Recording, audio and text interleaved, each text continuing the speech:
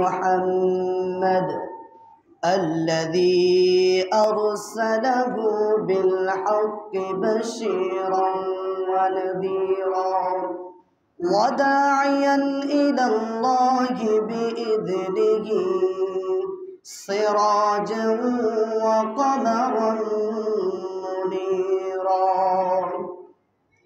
فقد قال الله تعالى في كلامه المجيد والفرقانه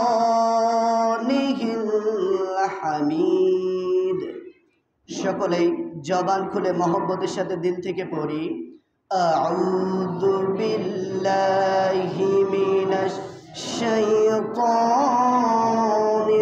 রাজিম বিসমিল্লাহির রাহমানির রাহিম নুন ওয়াল কলামি ওয়া মা ইয়াসতুরুন মা আনতা বিনি'মাতি রাব্বিকা বিমাজনুন ওয়া ইন্না লাকা লাআজরান গায়রা মামনুন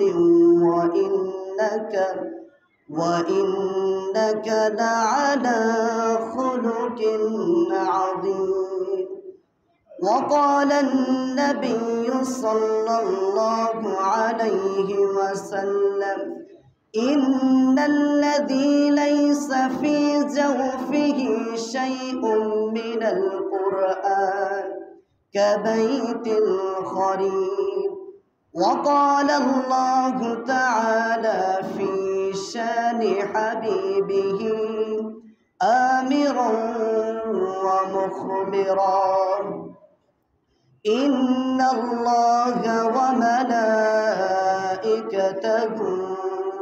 يصلون على النبي يا أيها الذين آمنوا صلوا عليه وسلموا تسليما اللهم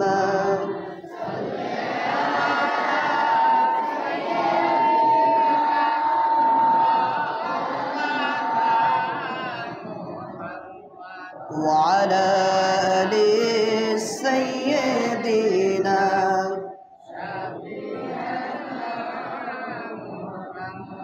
اللهم صل على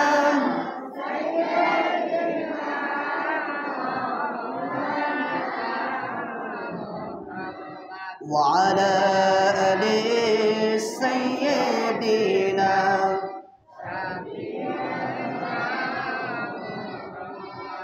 আলহামদুলিল্লাহ। সম্মানিত দিনদার পরহেজগার, আল্লাহ প্রিয়, কোরআন প্রিয়, বিশ্ব নবী প্রিয়, কোরআনের আলোচনা প্রিয়, দূর দূরান্ত থেকে হেঁটে আসা আগত মুসল্লিবৃন্দু সবাইকে আমার অন্তরের অন্তরস্থল থেকে আন্তরিক সালাম। আসসালামু আলাইকুম ওয়া রাহমাতুল্লাহ। আল্লাহ পাক রব্বুল আলামিন তাবারক তাআলার দরবারে লাখো কোটি শুকরিয়া, কৃতজ্ঞতা, যেই মহান রব্বুল আলামিন আমাদেরকে অত্যন্ত ভালোবেসে মহব্বত করে দুনিয়ার সমস্ত কাজ থেকে ফারেক করে কোরআনের মজলিসের জন্য কবুল করে নিয়েছেন। এই জন্য শুকরিয়া আদায় করে সকলে বলে আলহামদুলিল্লাহ। আরো জোরে সোরে বলে আলহামদুলিল্লাহ। আল্লাহ পাক রব্বুল আলামিন তাবারক তাআলার দরবারে যাবতীয় কিছুর প্রশংসা, সকলে বলে আলহামদুলিল্লাহ। মাজালিসুল কোরআন মাজালিসুল্লাহ, কোরআনের মজলিস এটা আল্লাহ তাআলার মজলিস, সকলে বলে সুবহানাল্লাহ। আমাদের বাহ্যিক দৃষ্টিতে একটা মিলাদুন নবী হলেও এটা একটি জান্নাতের বাগান, সকলে বলে সুবহানাল্লাহ। সম্মানিত উপস্থিতি, আপনারা লক্ষ্যই করতেছেন আমার হাতে রয়েছে কোরআন। আমার হাতে কি? সংক্ষিপ্ত আলোচনা করব, কথা জবাব দিবেন ইনশাআল্লাহ। রাজি আছেন তো? কোরআনটা এমন একটা কিতাব, যেই কিতাবটা হচ্ছে একমাত্র সনদ, দলিল, যার কোনো ভুল নাই। এই জন্য কোরআন থেকে আলোচনা বেছে নিয়েছি। ইনশাআল্লাহ কোরআন থেকে আলোচনা করব। আল্লাহ তাআলা আমাকে বলা, আপনাদেরকে বোঝার তৌফিক দান করুক, সকলে বলি আমিন। এই কিছু সময় হবে কোরআনের একটা ক্লাস। কি হবে? কোরআনের একটা ক্লাস। এখন মনে মনে ভাবতেছেন নিশ্চয় আমি শিক্ষক, এত বড় বেয়াদব বেওকুফ আমি না, আমি একজন ছাত্র, কিন্তু আমাদের শিক্ষক হবে আল কোরআন। কে শিক্ষক হবে? আল কোরআন। এই কোরআন শরীফের 63 নাম্বার সূরা, কয় নাম্বার সূরা? 63 নাম্বার সূরাত কলাম। কোন সূরা? সূরাত কলাম থেকে 2 থেকে 3টা আয়াতের টুকরা তেলাওয়াত করেছি। এই আয়াতের উপরই কথা বলবো। আমাদের নবী বিশ্ব নবীকে আল্লাহ তাআলা 2টা সার্টিফিকেট দিয়েছেন। কয়টা? 2টা। একটা হচ্ছে ওয়ামা আরসালনাকা ইল্লা রাহমাতাল লিল আলামিন। বিশ্ব নবীকে সম্বোধন করেছেন তিনি প্রত্যেকটা বিষয়ের জন্য, মানুষ বলেন, গরু বলেন, ছাগল বলেন, প্রত্যেকটা বিষয়ের জন্য তিনি রহমত। সকলে বলে সুবহানাল্লাহ। আরেকটা সার্টিফিকেট দিয়েছেন ওয়া ইন্নাকা লাআলা খুলুকিন আযীম। হে নবী, আপনি উত্তম পুত পবিত্রের অধিকারী। সকলে বলে সুবহানাল্লাহ। এই দুনিয়াতে যত পয়গম্বর এসেছে প্রত্যেকটা পয়গম্বরকে আল্লাহ তাআলা মুআজিজা দিয়েছিলেন। কি দিয়েছিলেন? মুআজিজা। প্রত্যেকটা নবীর ইন্তেকাল হয়ে গিয়েছে, মুআজিজা চলে গিয়েছে, কিন্তু আমাদের নবী বিশ্ব নবীর জীবন্ত মুআজিজা রয়ে গিয়েছে, সেটার নাম হচ্ছে আল কোরআন। সকলে বলে আল্লাহু আকবার। এই কোরআন থেকেই কথা। এই দুনিয়ার ভেতরে আল্লাহ তাআলা যত পয়গম্বর পাঠিয়েছেন, যেমন মূসা আলাইহিস সালাতু ওয়াস সালামকে আল্লাহ তাআলা একটা মুআজিজা দিয়েছিলেন, যেটার নাম হচ্ছে লাঠি। ওই লাঠি দিয়ে তিনি ছাগল চড়াতেন, ওই লাঠি ছেড়ে দিলে সাপ হয়ে যেত, ওই লাঠি দিয়ে তিনি গাছের পাতা পাড়তেন। তিনি মৃত্যুবরণ করার পর তার মুআজিজা লাঠিটা, তার মুআজিজাটা অকার্য হয়ে গেছে, শেষ হয়ে গিয়েছে। হযরত দাউদ আলাইহিস সালাতু ওয়াস সালামকে আল্লাহ তাআলা সুন্দর কণ্ঠ দিয়েছিলেন। তার কণ্ঠ দিয়ে যখন তিনি জাবুর কিতাব তেলাওয়াত করতেন, মাছগুলি যেন পানির কিনারায় ভিড় জমিয়ে আনত। হযরত ঈসা আলাইহিস সালাতু ওয়াস সালামকে আল্লাহ তাআলা মৃত ব্যক্তিকে জীবিত করার মুআজিজা দিয়েছিলেন। এরকম প্রত্যেকটা নবীকে আল্লাহ তাআলা এক একটা মুআজিজা দিয়েছিলেন। প্রত্যেকটা নবীর মৃত্যুবরণ করার পর তার মুআজিজাগুলিও চলে গিয়েছিল। আমার নবী বিশ্ব নবীকে আল্লাহ তাআলা 3000-এর অধিক মুআজিজা দিয়েছিলেন। তার মধ্যে সবচাইতে উত্তম মুআজিজার নাম হলো আল কোরআন। সকলে বলি সুবহানাল্লাহ। আমার নবী বিশ্ব নবীকে 3000-এর অধিক মুআজিজা দিয়েছিলেন। আল্লাহর নবী বিশ্ব নবীর কাছে কিছু বেদুইন কাফেররা চলে আসলো। আল্লাহর নবী বিশ্ব নবীকে বলল, মুহাম্মদ, তুমি যদি সত্যি মুহাম্মদ হয়ে থাকো, তুমি যদি সত্যি নবী হয়ে থাকো, ওই যে আকাশে চাঁদ দেখা যায়, ওই চাঁদটা তুমি এনে দেখাও। আল্লাহর রাসূল ইশারা করলেন খানায়ে কাবার পূর্ব দিকে প্রাচীন পাহাড়, পাহাড়টার নাম হলো জাবালে আবু কুবাইস। আল্লাহর রাসূল ইশারা করলেন শাহাদাত আঙ্গুল দিয়ে, জাবালে আবু কুবাইসের উপরে চাঁদটা চলে আসলো। এরপরে বেদুইন কাফেররা বলল, এটা কি আসলেই চাঁদ নাকি রূপক নাকি আর্টিফিশিয়াল? যদি তুমি মুহাম্মদ হয়ে থাকো, এই চাঁদটা দ্বিখণ্ডিত করে দেখাও। আল্লাহর নবী বিশ্ব নবীর শাহাদাত আঙ্গুলি দ্বারা ইশারা করলেন, চাঁদ দ্বিখণ্ডিত হয়ে গেল, পৃথিবী অন্ধকারে নিমজ্জিত হয়ে গেল, কাফেরেরা ভয় পেয়ে গেল। এরপরে বলল, মুহাম্মদ, আমরা বিশ্বাস করেছি তুমি আসলেই নবী, তুমি আবার ইশারা করো, চাঁদটা লাগিয়ে দাও। আল্লাহর রাসূল ইশারা করলেন, চাঁদটা পুনরায় আবার লেগে গিয়ে জায়গার চাঁদ জায়গায় চলে গেল। সকলে বলি আল্লাহু আকবার। আল্লাহ নবী বিশ্ব নবীর এইরকম একটা দুইটা নয়, 3000-এর অধিক মুআজিজা আমার রব্বুল আলামিন বিশ্ব নবীকে দিয়েছিলেন। একদিন মিস্টার আবু জেহেল রহমাতুল্লাহি আলাইহি না লানাতুল্লাহি আলাইহি, লানাতুল্লাহি আলাইহি, আসলে আবু জেহেলের কাজই ছিল, বিশ্বনবীর আপন চাচা ছিলেন না, পাড়া প্রতিবেশীর চাচা, কিন্তু সবসময় বিশ্বনবীকে বেকায়দায় ফেলার জন্য চেষ্টা করতেন। রাস্তা দিয়ে হেঁটে আসতেছে, দূর দিকে তাকায় দেখে মুহাম্মদ, সকলে বলি সাল্লাল্লাহু আলাইহি ওয়াসাল্লাম। বিশ্বনবী হেঁটে আসতেছে, তার কাজই হলো শয়তানি। রাস্তা থেকে দুইটা পাথর কুড়িয়েছে। কি কুড়িয়েছে? পাথর কুড়িয়েছে। পাথর কুড়িয়ে মুষ্টিম করে হাতের মধ্যে নিয়ে আসতেছে। বিশ্বনবীর সামনাসামনি দেখা, বলে, ভাতিজা, আমার হাতের মধ্যে কি আছে তুমি যদি বলতে পারো, তাহলে আমি আজকে ইসলাম ধর্ম গ্রহণ করব। বিশ্বনবী দেখতেছে আমার চাচা ইসলাম ধর্ম গ্রহণ করবে, এটার চাইতে খুশির আর কিছু হতে পারে না। বিশ্বনবী আল্লাহ তাআলার হুকুম ছাড়া কোনো কথা বলতেন না। আল্লাহ তাআলার দিকে, আরশের দিকে বিশ্বনবী তাকালো। আল্লাহ তাআলা জিবরাইলকে পাঠিয়ে দিল, বলল যাও বিশ্বনবীকে বলো, বিশ্বনবীকে এটার জবাব দেওয়া লাগবে না, ওই হাতের মুষ্টিমের মধ্যে যা আছে সে নিজেই বিশ্বনবী এবং তার নিজের পরিচয় দিয়ে দেবে। সকলে বলে আল্লাহ। আল্লাহর নবী বিশ্বনবী আবু জেহেলের হাতের মুষ্টিমের মধ্যে ইশারা করে বলল, ও হাতের মুষ্টিমের মধ্যে তুমি কি আছো আমি জানি না, ওই আল্লাহ তাআলার ইচ্ছায় তুমি তোমার নিজের পরিচয় অবশ্যই তুমি দিয়ে দাও। আবু জেহেলের হাতের মধ্যে মুষ্টিম পাথরের জবান খুলে গেল। মুষ্টিম পাথরগুলো বলল, ইয়া রাসূলুল্লাহ, ইয়া হাবিবাল্লাহ, আমি তো রাস্তায় পড়ে থাকা একটা পাথর, আমার কোনো দাম নাই। আবু জেহেল আপনাকে পরীক্ষা করার জন্য আমাকে হাতের মধ্যে রেখে দিয়েছিল, আমি তো ক্ষুদ্র পাথর, আপনি হতেন এই জামানার শেষ পয়গম্বর, এটার সাক্ষ্য আমি দিব। আশহাদু আল্লা ইলাহা ইল্লাল্লাহু ওয়াহদাহু লা শারীকা লাহু ওয়া আশহাদু আন্না মুহাম্মাদান আবদুহু ওয়া রাসূলুহু। এটা যখনই বলেছে আবু জেহেল পাথরটা ছুটকে ফেলে দিয়েছে, বলল এটা তোমার জাদু ছাড়া কিছুই না। সকলে বলি নাউজুবিল্লাহ। আসলে আবু জেহেলের কপাল পোড়া। আবু জেহেলের কি কপাল পোড়া। আমি টেকেরহাট পড়াশোনা করে, এখানের একটা আঞ্চলিক ভাষা আছে, যার হয় কপাল পোড়া সে দাওয়াত খেতে গেলেও খায় মরিচ পোড়া। এখন শেষ বেলায় গেছেন, রান্না বান্না হয়ে গেছে, খানা পিনা শেষ, আপনি গেছেন, এখন মালিক বলতেছে দেরি করে আসছো, আসো, আমিও তো খাই নাই, শেষ বেলায় আসছো, কপালটা খারাপ, দুইটা মরিচ পোড়ায় দুইজন মিলে একটু ভাত খায়।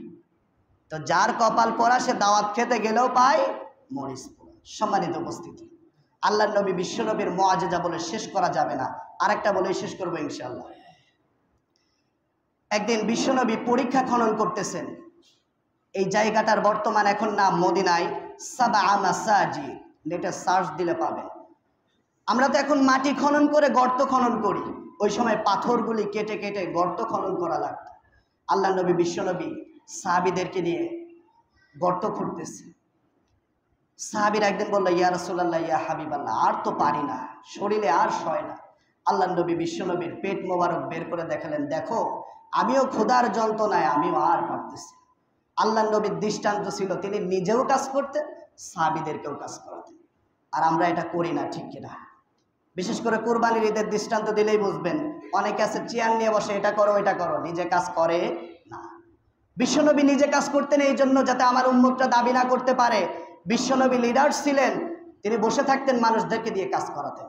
এই জন্য কেমন নবী চিন্তা করেন, সব সময় উম্মতের জন্যই ভেবে গিয়েছে। তো যখন একদিন আর পারতেছে না, এইটা দেখে মদিনার সবচাইতে গরিব সাহাবী জাবের বিন আব্দুল্লাহ, তার হৃদয়ে একটু কষ্ট লেগেছে। আল্লাহর নবী দোজাহানের বাদশা, না খেয়ে রয়েছে, তার উপর আবার কষ্ট করে কাজ করতেছে। জাবের বিন আব্দুল্লাহ বাড়িতে ছুটে গেলেন, গিয়ে বলল, বিবি, আমাদের যদি সামর্থ্য থাকতো আমরা বিশ্বনবীকে একটু খাইতে দিতাম, কিন্তু আমরা গরিব মানুষ, খাইতে দিতে পারি না। তার বিবি বলল, স্বামী, আমি গোপনে গোপনে কিছু টাকা গোছে একটা ছাগল কিনেছিলাম, আল্লাহর নবী ক্ষুধার্ত, এটা শুনে আমার কলিজা ফেটে যাচ্ছে, ওই ছাগলটা আমি বিশ্বনবীর জন্য হাদিয়া করে দিলাম। সকলে বলে সুবহানাল্লাহ। এটা শোনার পর জাবের বিন আব্দুল্লাহ বিশ্বনবীর কাছে চলে আসে। বিশ্বনবীর কাছে এসে বলল, ইয়া রাসূলুল্লাহ, ইয়া হাবিবাল্লাহ, আমার বিবি একটা ছাগল পেলেছিল, ছোট্ট ছাগলের বাচ্চা, আপনি ক্ষুধার্ত দেখে আপনাকে হাদিয়া করেছে, আপনার খাওয়ানোর জন্য এটা ব্যবস্থা করেছে। আল্লাহর নবী গরিবের নবী, একাকিত্ব খাবেন না। আল্লাহর নবী বিশ্বনবী মানবতার মহান শিক্ষক জনাবে মুহাম্মদুর রাসূলুল্লাহ সাল্লাল্লাহু আলাইহি ওয়াসাল্লাম, আল্লাহর নবী বিশ্বনবী একজন সাহাবীকে বলল, এলান করে দাও, আগামীকাল জাবের বিন আব্দুল্লাহর বাড়িতে আমাদের সকলের দাওয়াত। 3000-এর অধিক সাহাবী ছিলেন। জাবের বিন আব্দুল্লাহ বাড়িতে দৌড় দিলেন, দৌড় দিয়ে বলল, বিবিরে, সর্বনাশ হয়ে গেছে, আল্লাহর নবী বিশ্বনবী 3000-এর অধিক সাহাবীদেরকে দাওয়াত করে দিয়েছে। ছোট্ট একটা ছাগলের বাচ্চা বিশ্বনবীর হবে কিনা সন্দেহ, 3000-এর অধিক সাহাবী কিভাবে খাবে? আল্লাহর নবী বিশ্বনবী যেহেতু দাওয়াত দিয়েছে, তার বিবি তাকে সান্ত্বনা দিল, প্রাণের স্বামী ধৈর্য ধারণ করেন। আল্লাহর নবী গরিবের নবী, তিনি গরিবের অসম্মান হোক এটা চায় না। নিশ্চয় আজকে আল্লাহ তাআলা কোন কুদরত কিংবা নিদর্শন দেখাবে। আল্লাহর নবী বিশ্ব নবী চলে গেল বাড়ির মধ্যে। যার বাড়ির মধ্যে চুলা নাই, যার বাড়ির চুলায় আগুন জ্বলে না, যার বাড়িতে কোনো চাল নাই, তার বাড়িতে 10 জন করে সাহাবী ঢুকতে লাগলো। আল্লাহর নবী বিশ্ব নবী খামিরের মধ্যে একটু লালা মুবারক লাগিয়ে দিলেন, বলল এটা ঢেকে একটা একটা করে রুটি বের করো আর তার মধ্যে দিয়ে সেকো। আর গোস্তের যে হাড়ি ওর মধ্যে একটু লালা দিয়ে বলল এই হাড়িটা সুন্দর করে ঢেকে পাক করো। আল্লাহর নবী বিশ্ব নবী এটা বলার পর রান্না শুরু হয়ে গেল। রান্না শেষ হওয়ার পর 10 জন করে এক এক করে জামাতবদ্ধ হয়ে খেয়ে চলে গেল। আল্লাহর নবী বিশ্ব নবী নিজেও তিনি খেলেন। এরপরে বলল জাবের বিন আব্দুল্লাহ, ঢাকনাটা তোলো দেখি তোমাদের জন্য কি আছে। ঢাকনাটা তোলার পর আল্লাহর নবী বিশ্ব নবী দেখল একটা ঢাকনার মধ্যে ওই যে হাড়ির মধ্যে, ওই হাড়ির মধ্যে ছোট্ট একটা ছাগল জবাই করলে যতটুকু গোশত হয় অতটুকু গোশত এখনো যেন হাড়ির মধ্যে রয়ে গিয়েছে। এরকম একটা নয়, দুইটা নয়, আল্লাহ তাআলা 3000-এর অধিক মুআজিজা আমার নবী বিশ্ব নবীকে দিয়েছিলেন। তার মধ্যে 1 নাম্বার জীবন্ত মুআজিজা, তার নাম হলো আল কোরআন। সম্মানিত উপস্থিতি, এই কোরআনে আল্লাহ তাআলা আরেকটা সাক্ষ্য দিয়েছে। আমার নবী বিশ্ব নবী দ্বীনের কাজ করার জন্য আমার নবী বিশ্ব নবীকে পাগল বলেছিল, জাদুকর বলেছিল। এই জন্য আল্লাহ তাআলা আয়াত জুড়ে দিলেন সূরা কলামের মধ্যে।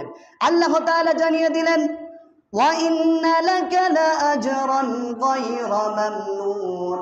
হে নবী আমি সাক্ষ্য দিচ্ছি আপনি পাগল নন, আপনি মাজনুন নন, আপনি পাগল নন। ওয়া ইন্নাকা লাআলা খুলুকিন আযীম। নিশ্চয় আপনি উত্তম পুত পবিত্র উত্তম চরিত্রের অধিকারী। সকলে বলি সুবহানাল্লাহ। হজের মধ্যে যখন মানুষ আসতে শুরু করলো, আল্লাহ নবী বিশ্ব নবীকে দেখায় সবাই বলল এখানে একটা পাগল আছে, ওই পাগলের কাছে খবরদার খবরদার তোমরা যেও না। আল্লাহর নবী বিশ্ব নবীকে পাগল বলার জন্য মানুষ ওই দিকে যাচ্ছে না। কিন্তু মানুষের ঢাকা জিনিসের উপর চাহিদা বেশি। মানুষ ভাবলো হজ করি আর না করি ওই পাগলটাকে আজকে দেখে যাব। সবাই মিলে গেল। যাওয়ার পর তারা ভাবলো নিশ্চয়ই চটের সালা পরা থাকবে, হাতের মধ্যে একটা হাড্ডি থাকবে, যেহেতু তাকে পাগল সম্পাদন করেছে। যখন তার সামনে গেল, তার সামনে যাওয়ার পর তার সুন্দর চেহারা দেখলো, সুন্দর পরিচ্ছন্ন পোশাক দেখলো। তাকে জিজ্ঞাসা করলো আনতা, তুমি কে? বিশ্বনবী বললেন আনা মুহাম্মদ সাল্লাল্লাহু আলাইহি ওয়াসাল্লাম। আমার পিতার নাম হচ্ছে আব্দুল্লাহ, আমি মুহাম্মদ ইবনে আব্দুল্লাহ। যেই নবী পথ দিয়ে হেঁটে গেলেন ওই রাস্তা দিয়ে অন্য কোনো ব্যক্তি যদি হেঁটে যেত ওই রাস্তার ঘেরান শুনে বুঝতে পারতো এই রাস্তা দিয়ে আর কেউ নয়, মুহাম্মদ বিন আব্দুল্লাহ পথ দিয়ে হেঁটে গিয়েছে। আমার নবী বিশ্ব নবীকে যখন পাগল বলে আখ্যায়িত করলাম, দারুন নাদওয়ার মধ্যে মিটিং হলো, মানুষজনকে লেলিয়ে দিল আজকে যেভাবে হোক মুহাম্মদকে কুট রচনা করবা, বিশ্ব নবী মুহাম্মদকে আজকে তোমরা পাগল হিসেবে আখ্যায়িত করবা, জাদুকর বলবা। দারুন নাদওয়ায় মিটিং হওয়ার পর ওলীদ ইবনে মুগীরা আল্লাহ নবী বিশ্ব নবীর সম্পর্কে যখন অগোছালো কিছু কথা বলতে শুরু করে দিল, কটূক্তি করা শুরু করে দিল, মানুষজন যখন বিশ্ব নবীকে দেখলো চেহারা দেখে যেন পাগল হয়ে গেল। চেহারা দেখে ভাবলে এটা কোনো পাগল হতে পারে না, এত সুন্দর দুধে আলতার মতন চেহারা, চেহারার দিকে তাকালে যেন সব কিছু ভুলে যায়। আল্লাহর নবী বিশ্ব নবীকে দেখার পর তারা সবাই আস্তে আস্তে ফিরে আসতে লাগলো। আর কিছু মানুষ বলল এই বিশ্ব নবীকে পাগল বলেছে যে নিশ্চয়ই তার মধ্যে সমস্যা আছে। আর আল্লাহর নবী বিশ্ব নবীকে আল্লাহ তাআলা আয়াতের মধ্যে জানিয়ে দিয়েছে উতুল্লিম বা'দা যালিকা জানিম। সকলে বলি আল্লাহু আকবার। আল্লাহ তাআলা যখন বিশ্ব নবীকে দিয়ে কটূক্তি করা হচ্ছে, আমাদের কলিজায় আঘাত লাগুক বা না লাগুক, আল্লাহ তাআলা তো বন্ধু। আল্লাহর কে? বন্ধু। আল্লাহর আঘাত তো অবশ্যই লাগবে। আল্লাহ তাআলা আরশ থেকে জবাব দিলেন, হে নবী আপনি জানিয়ে দিন এদের জন্মের মধ্যে দোষ আছে, আপনি আয়াত জুড়ে দিন উতুল্লিম বা'দা যালিকা জানিম। এখন সবাই দেখলো মুহাম্মদ যাই করুক, দ্বীনের দাওয়াত যাই দিক, বাপদাদার ধর্ম বাদ দিয়ে যাই করুক, মুহাম্মদ তো মিথ্যা কথা বলে না, নিশ্চয়ই এর জন্মের মধ্যে দোষ আছে। এখন সবাই খুঁজতে লাগলো কে বলেছে, বিশ্বনবীকে পাগল কে বলেছে। এখন সবাই খুঁজে দেখলো ওয়ালিদ ইবনে মুগীরা, অর্থাৎ মুগীরার পুত্র ওয়ালিদ। যখন দেখলো ওয়ালিদকে রাস্তাঘাটে, সবাই যখন নেতা মানুষ রাস্তাঘাটে চলে, সবাই বলে কি গো, মুহাম্মদ বলছে তোমার নাকি জন্মে দোষ আছে। এখন নেতা যদি পথ দিয়ে যায় আর এই প্রশ্নের সম্মুখীন হয়, ইজ্জত থাকে? বলেন, ইজ্জত থাকে? এখন বেচারার রাগ হয়ে গেছে। বাড়িতে ছিল বৃদ্ধা মা, তরবারি একটা নিয়ে হাজির। বলে মা, আজকে তোমাকে সত্য কথা বলতে হবে। বলে বাবা তরবারিটা নামা, ভয় লাগে, বয়স হয়েছে তো, তরবারিটা নামা, আমি বলতেছি, কি প্রশ্ন করবি বল। বলে আমাকে মুহাম্মদ আখ্যায়িত করেছে, তার আল্লাহ তাআলা নাকি কিতাবের মধ্যে জানিয়েছে আমার নাকি জন্মের মধ্যে দোষ আছে। এখন তার মা বলে মুহাম্মদ কখনো মিথ্যা কথা বলে না, এটা তো আমি মানি। তাহলে আজকে শোন, তোর বাবা ছিল মুগীরা, তোর বাবার হুঙ্কারে এক ঘাটে বাঘ ছাগল পানি খেত, কিন্তু তোর বাবা যখন আমার কাছে আসতো রাত্রবেলায় তখন বেড়াল হয়ে যেত, নপুংসক ছিল। আর খুলে বলবো না, মুরব্বী মানুষ রয়েছে। তখন বলল তোর বাবাকে আমি লাথি দিয়ে বিছানা থেকে ফেলে দিতাম এবং আমি রাখালের রাস্তা বলে চলে যেতাম, সেখানে গিয়ে রাখালদের সঙ্গে জেনায় লিপ্ত হতাম, ওইটার সন্তান হলি তুই। মিলছে কি মিলে নাই? আল্লাহ তাআলার আয়াত মিলছে না? আজকেও যারা আল্লাহর নবী বিশ্ব নবীকে নিয়ে কটাক্ষ করে, কোরআনকে নিয়ে যারা অবমাননা করে, তাদের রক্তের মধ্যে খুঁজে দেখো, এদের মধ্যে হুসাইনের রক্ত নাই, এদের মধ্যে এজিদের রক্ত। এরা জিনার সন্তান আর জারুর সন্তান ছাড়া আর কিছুই না। জোরে বলেন ঠিক কিনা? কোরআনের পক্ষে থাকতে হবে। যতদিন পর্যন্ত এই বাংলার জমিনে সূর্য পূর্ব দিক থেকে উঠে পশ্চিম দিকে অস্ত যাবে, ততদিন পর্যন্ত আমাদের রাষ্ট্রধর্ম ইসলাম থাকবেই থাকবে। কেউ যদি এটার বাধা দিতে যায়, নিশ্চয়ই তার অস্তিত্ব আল্লাহ তাআলা রাখবে না। জোরে বলেন ঠিক কিনা? আমাদের দুর্বল কিছু সাইড আছে, ধর্ম বিশেষ হয়নি, আমাদের দুর্বল কিছু সাইড আছে। এই কোরআন সিনার মধ্যে রেখেছি 30টা পারা। হৃদয়ে আঘাত লাগে কি লাগে না? আমার নবী বিশ্ব নবী, যাকে সৃষ্টি না করলে এই দুনিয়ার আলো দেখতাম না, সেই নবীকে নিয়ে কটাক্ষ করলে হৃদয়ে আঘাত লাগে কি লাগে না? এই জন্য কোরআনের পক্ষেও থাকতে হবে, বিশ্ব নবীর পক্ষেও থাকতে হবে। সম্মানিত উপস্থিতি, বিশ্ব নবীর দোয়ার বরকত ছিলেন। বিশ্ব নবীর যেমন মুআজিজা ছিল, দোয়ার বরকতও ছিলেন। আল্লাহর নবী বিশ্ব নবী, মানবতার মহান শিক্ষক জনাবে মুহাম্মদুর রাসূলুল্লাহ সাল্লাল্লাহু আলাইহি ওয়াসাল্লাম, তিনি যখন মদিনায় হিজরতে গেলেন, আল্লাহর নবী বিশ্ব নবীকে একজন এক একটা জিনিস উপহার দেয়। আমার নবী বিশ্ব নবীকে একজন একটা জিনিস হাদিয়া দেয়।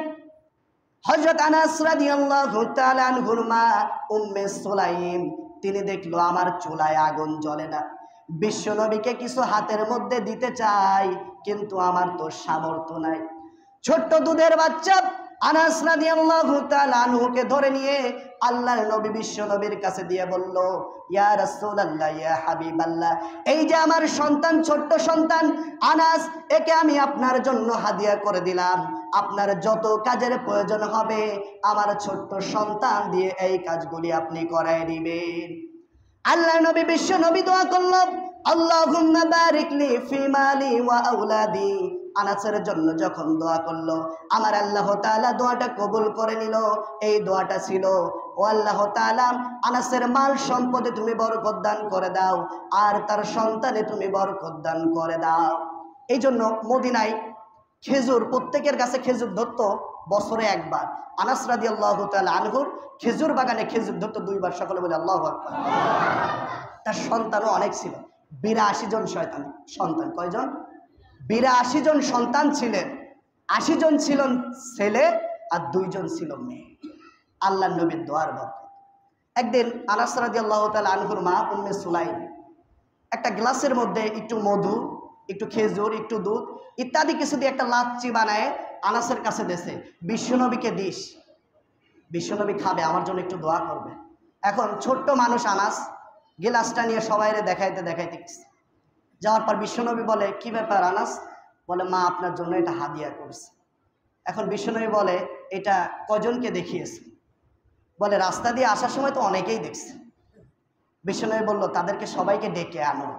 এখন আনাস রাদিয়াল্লাহু তাআলা যাকেই দেখে মনে হয় এ তো মনে হয় দেখছে, তাকেই ডাক দেয়। একজন দুইজন না, 200 লোক হয়ে গেল। কয় শত? আল্লাহ নবী বিশ্বনবী 200 লোককে একত্রে বসানোর পর 10 জন করে ওই লাচ্ছিটা খেতে দিলেন। 10 জন করে খেয়ে বের হয়ে চলে গেল। আনাস রাদিয়াল্লাহু তাআলা আনহু পেট পুরে খেলো। আল্লাহ নবী বিশ্বনবী আনাসকে বলল, তোমার কি পেট ভরেছে? আনাস রাদিয়াল্লাহু তাআলা আনহু বলল, ইয়া রাসূলুল্লাহ, ইয়া হাবিবাল্লাহ, আমার পেট ভরে গিয়েছে, আমার পেটের মধ্যে আর কোনো জায়গা নাই। আল্লাহ নবী বিশ্বনবী শেষে ওই লাচ্ছিটা খেয়ে পরিপূর্ণ শেষ করে দিলেন। সকলে বলি আল্লাহু আকবার। আল্লাহ নবী বিশ্বনবীর কথা বলে শেষ করা যাবে না। আমার নবী বিশ্বনবী কত কষ্ট করেছে দিনের জন্য, কিন্তু আমার নবী বিশ্বনবীকে মক্কার জমিনে থাকতে দেয়া হয় নাই। আমার নবী বিশ্বনবী যখন মক্কা ত্যাগ করে রাতের অন্ধকারে যখন চলে যাবে, হযরত আলী রাদিয়াল্লাহু তাআলা আনহু তার সঙ্গে দাঁড়ালেন। আল্লাহ নবী বিশ্বনবী বারবার কাবা ঘরের দিকে তাকায় আর চোখ দিয়ে টপ টপ করে পানি পড়ে। আল্লাহর নবী বিশ্বনবী কাবা ঘরের দিকে একভাবে চেয়ে আছে। হযরত আলী রাদিয়াল্লাহু তাআলা আনহু বলল, ইয়া রাসূলুল্লাহ, ইয়া হাবিবাল্লাহ, যেই দেশের মানুষ আপনাকে থাকতে দিচ্ছে না ওই কাবার দিকে কেন এত তাকান? আল্লাহ নবী বিশ্বনবী বলল, মানুষ আমাকে তাড়িয়ে দিচ্ছে, ওই কাবা ঘর আমাকে কিছু বলে নাই। আল্লাহ নবী বিশ্বনবীর বিদায় দেওয়ার সময় হযরত আলী রাদিয়াল্লাহু তাআলা আনহু কান্নাকাটি শুরু করে দিল। আল্লাহ নবী বিশ্বনবী বলল, ও আলী, তুমি চোখের পানি ছেড়ে দিয়ে কেন কাঁদছো? আল্লাহ নবী বিশ্বনবীর কাছে হযরত আলী রাদিয়াল্লাহু তাআলা আনহু বলল, ইয়া রাসূলুল্লাহ, ইয়া হাবিবাল্লাহ, আমি কাঁদতেছি এই জন্য, আমাকে আপনি চাদর মুড়ি দিয়ে শুয়ে থাকতে বলেছেন, আমি ওইখানে ঘুমাবো, আমাকে 2-3 টুকরা করে ফেলবে, তাতে আমার কোনো কষ্ট নাই। আল্লাহ নবী বিশ্বনবীর এই দুর্দিনে আমি যে থাকতে পারলাম না, এটাই হলো আমার মনের বড় কষ্ট। আল্লাহ নবী বিশ্বনবী হিজরতের আগ মুহূর্তে, তখন খানায় কাবা ঘরের চাবি ছিল উসমান ইবনে তালহার কাছে। উসমান ইবনে তালহার কাছে চলে গেলেন। আল্লাহ নবী বিশ্বনবী উসমান ইবনে তালহাকে বলল, আমাকে একটু খানায় কাবা ঘরের চাবিটা দাও, আমি তো বাহিরে নামাজ পড়তে পারি না, আমার মাওলাকে প্রাণ ভরে আমি একটু সিজদা দিতে পারি না, আমাকে একটু কাবা ঘরটা 5 মিনিটের জন্য খুলে দাও, আমি একটু আমার মাওলার প্রাণ ভরে একটু সিজদা দিয়ে আল্লাহর দরবারে কাঁদবো। আল্লাহ নবী বিশ্বনবীকে বলল, এখন তোমাকে চাবি দেওয়া যাবে না। আল্লাহ নবী বিশ্বনবী বলল, ও উসমান ইবনে তালহা, আমি যদি কোনোদিন এটার দায়িত্বের অধীন হই, তখন কি তুমি আমাকে চাবি দিবা কিনা? উসমান ইবনে তালহা বলল, মুহাম্মদ, সিরা কেথায় শুয়া লাখ টাকার স্বপ্ন দেখো, বামন হইয়া চাঁদে হাত দিও না। সকল বলে নাউজুবিল্লাহ। বলল, যদি আল্লাহ তাআলা আমাকে এই ক্ষমতা পাওয়ারটা দেয়। তখন এই কথা যখন বলছে, আল্লাহ নবী ভারাক্রান্ত মন নিয়ে চলে যাচ্ছে। আল্লাহ তাআলা বেশি দিন নয়, কিছুদিনের ব্যবধানে 8ম হিজরিতে ফতে মক্কা হয়ে গেল, মক্কা বিজয় হয়ে গেল। সকলে বলি সুবহানাল্লাহ। মক্কা যখন বিজয় হয়ে গেল, ক্ষমতা কার হাতে? বিশ্বনবীর হাতে। দেখুন কেমন লিডার্স অফ দ্য ওয়ার্ল্ড। আমরা জয়যুক্ত হলে মারামারি, কাটাকাটি, হানাহানি করি। বিশ্বনবী যেদিন ফতে মক্কা হয়ে গেল, আল্লাহ নবী বিশ্বনবী ফতে মক্কার দিন তিনি উত্তর পূর্ব অ্যাঙ্গেল দিয়ে মক্কার দিকে ঢুকলেন। সাহাবীদেরকে বলল, খবরদার, আজকে আমরা জয়যুক্ত হয়ে গেছি, কারোর গাছের একটা পাতা ছিঁড়বা না, কারোর গায়ে একটা চাষ করবা না, সব সময় তোমাদের দিলের মধ্যে যেন আস্তাগফিরুল্লাহর জিকির থাকে। আল্লাহ নবী বিশ্বনবী পশ্চিমে চলে গেলেন তাইসির নামক কূপের কাছে। তাইসির নামক কূপের কাছে গিয়ে তিনি গোসল করলেন। গোসল করার পর আল্লাহ নবী বিশ্বনবী হযরত আলী রাদিয়াল্লাহু তাআলা আনহুকে বলল, যাও তুমি উসমান ইবনে তালহার কাছ থেকে কাবা ঘরের চাবিটা আনো। অনেক দিন হয়ে গেছে আমি আমার মাওলার প্রাণ ভরে সিজদা দিই না, আমার মাওলার কাছে আমি কান্নাকাটি করি না, আজকে প্রাণ ভরে আমার মাওলার কাছে চাবো। ওসমান ইবনে তলহাকে আর খুঁজে পাওয়া যায় না। কেহ বলে ভয়তে কাবা ঘরের ছাদে পালিয়েছে, কেউ বলে দেশ ছেড়ে চলে গেছে। এরপরে তাকে খুঁজে পাওয়া হলো, তাও চাবি দিতে চায় না। হযরত আলী রাদিয়াল্লাহু তাআলা আনহু বলল, তুমি কি আমাকে চিনো? আমি সেই আলী যে দুর্গের লোহার কপাটটা উঁচু করে আল্লাহু আকবার ধ্বনি দিয়েছিলাম, বিদায় অনেক কাফের শহীদ হয়ে গিয়েছিল যুদ্ধের ময়দানে। আমি সেই আলী, তুমি কি চাবিটা দিবা নাকি আমার হাত চালাবো? ওসমান ইবনে তলহা দেখলো ঠেলার নাম বাবাজি, চাবি না দিলে আজ খবর আছে। এরপরে চাবি দিয়ে দিল। সম্মানিত উপস্থিতি, এরপরে যখন চাবিটা দিয়ে দিল, কাবা ঘর খুলে দেয়া হলো। কাবা ঘর খোলার সঙ্গে সঙ্গে সবাই চলে আসলো, আবু সুফিয়ান, এরপরে যারা যারা আছে। আবু সুফিয়ান বলল, ভাতিজা আজকে তুমি কি আচরণ করবা? বিশ্বনবী বলল, আজকে আমি সকলকে মাফ করে দিলাম। সকল বলে আল্লাহু আকবার। কেমন মানবতা, প্রত্যেককে মাফ করে দিল। এরপরে যখন সুফিয়ান বলল, তোমার চাচি হিন্দাকে কি তুমি মাফ করবা কিনা? আল্লাহর নবী বিশ্বনবীর চেহারা খানা মলিন হয়ে গেল, চোখ দিয়ে টপ টপ করে পানি পড়তে শুরু করলো। বিশ্বনবীর কলিজাটা যেন ফেটে যাচ্ছে, কারণ ওই হিন্দা তার চাচা আমির হামজাকে একটা বল্লভের তীরের আঘাতের মাধ্যমে তার কলিজাটা বের করে উহুদের ময়দানে চিবায় চিবায় ফেলে দিয়েছিল। আর ওই আমির হামজার নাক কান এগুলি কেটে কেটে একটা মালা বানিয়েছিল। আল্লাহর নবী বিশ্বনবী যখন মন খারাপ করে বসে থাকতো, সবাই বলতো, ওই যে আমির হামজার দেখা যায় ওইটা তোমার বাবার সুরত, বাবার মতোই চেহারা। তোমার যদি মন খারাপ থাকে, তুমি যদি তোমার বাবার কথা মনে করে থাকো, ওই আমির হামজার দিকে তাকাও, যেন মনে হবে তোমার বাবাকে তুমি সামনাসামনি দেখতেছো। সকল বলি আল্লাহু আকবার। আল্লাহর নবী বিশ্বনবীর ওই কথাগুলি মনে পড়ে গেল। আল্লাহর নবী বিশ্বনবী তাও কোনো কষ্ট নিলেন না। আল্লাহর নবী বিশ্বনবী বলল, যখন ইউসুফের ভাইরা তার কাছে গিয়েছিল, ইউসুফ যেমন সবাইকে মাফ করে দিয়েছিল, আজকে আমি মুহাম্মদ তোমাদের সবাইকে অবশ্যই মাফ করে দিলাম। সকল বলে আল্লাহু আকবার। সম্মানিত উপস্থিতি, কথা বলে বিশ্বনবীর কথা বলে শেষ করার মতো না। সম্মানিত উপস্থিতি, আমার জন্য দোয়া করবেন। যতটুকুই কথা বললাম, আল্লাহ তাআলা সকলকে আমল করার তৌফিক দান করুক। সকলে বলে আমিন। সেই সাথে আপনারা সকলে জানেন, আমার পরিবার থেকে আমার চাচা দাদা অনেকেই দুনিয়া থেকে বিদায় নিয়ে চলে গেছে। বিশেষ করে আমার লোয়া চাচা, তার মৃত্যুর আগ পর্যন্ত তার সঙ্গে আমার শৈশব কৈশোরকাল এটার স্মৃতি জড়িয়ে আছে। তার আদর্শ, ভালোবাসা, তার যে মানবতা, এটা আমি অনেক পেয়েছি। আমার ছোট্টবেলা থেকে আমি তার সঙ্গে বেশি চলেছি। খুব ভালোবাসতো, খুব আদর করত, বলে শেষ করা যাবে না। বিশেষ করে আমার লোয়া চাচা, জানি না আজকে কবরের মধ্যে কোন হালাতে আছে। এখন তো বাংলাদেশের যে কোনো প্রান্তে ফোন দিয়ে খোঁজ নেওয়া যায়, চাচা আপনি কেমন আছেন, কিন্তু এই কবরের মধ্যে কোনো টেলিফোন নাই। এতদিন হয়ে গেল একটা খোঁজ নিতে পারিনি, চাচা আপনি কেমন আছেন। এই জন্য আমার পরিবার থেকে যারা এই দুনিয়া থেকে বিদায় নিয়ে চলে গেছে, সকলের জন্য আপনারা দোয়া করবেন, আল্লাহ তাআলা যাতে সকলকে জান্নাতুল ফেরদাউস নসিব করে। সকল বলে আমিন। সেই সাথে আমার বাবার জন্য দোয়া করবেন। আমার বাবা জনাব হাজী শহীদ মণ্ডল, তার আমাকে নিয়ে অনেক স্বপ্ন, আল্লাহ তাআলা যেন তার স্বপ্ন বাস্তবায়ন করে। সকলে বলি আমিন। এবং তার শারীরিকভাবেও তিনি অসুস্থ, তার জন্য দোয়া করবেন, আল্লাহ তাআলা যেন নেক হায়াত দারাজ করে। সকল বলি আমিন। আল্লাহ তাআলা যাতে তাকে সুস্থতা দান করে। সকলে বলি আমিন। ওয়া আখির দাওয়ানা আলহামদুলিল্লাহি রাব্বিল আলামিন। আসসালামু আলাইকুম ওয়া রাহমাতুল্লাহ।